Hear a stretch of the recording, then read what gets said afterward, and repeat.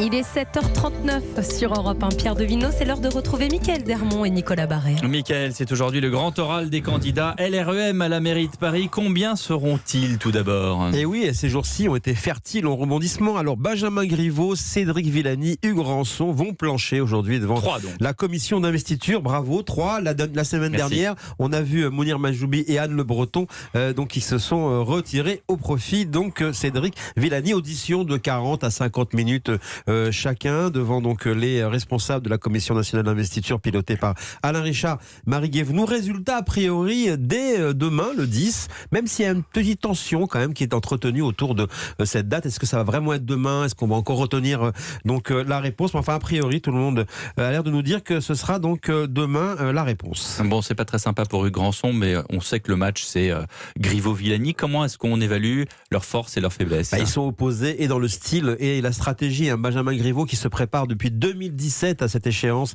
est largement soutenu par l'appareil de nombreux élus. Pour cet ancien des réseaux Strauss-Kahn, 2 critères, le rapport de force politique et la détermination, officieusement soutenu par l'Élysée et Matignon. Ces soutiens soulignent toutefois une faiblesse car avec tous ses atouts, il doit quand même faire face à une fronde et c'est ce qui inquiète effectivement Emmanuel Macron. Il n'est pas devenu une évidence malgré donc tout le temps et tous ses soutiens. Cédric Villani, prix Nobel de mathématiques soutenu par la partie de l'aile gauche de la Macronie, mais il présente un profil plus atypique et plus en rupture avec les codes classiques. Son meeting au gymnase la semaine dernière a été remarqué au coude à coude dans les sondages avec Griveaux. Il a choisi de jouer l'opinion contre les barons et c'est d'ailleurs selon les partisans de Griveaux son erreur car il s'agit d'abord d'une compétition interne qu'il faut gagner, disent-ils, malgré les discours officiels. En fait, Griveaux contre Villani, c'est le match des 2 Macronies, celle de la droite contre celle de la gauche et cette investiture au fond montre bien la limite du en même tempisme. Vous nous dites que la bataille de Paris sera cruciale pour Emmanuel Macron et emblématique pour la suite. Et oui, parce que le président de la République a fait sa tournée devant les maires pour une raison. Ils sont très légitimes et appréciés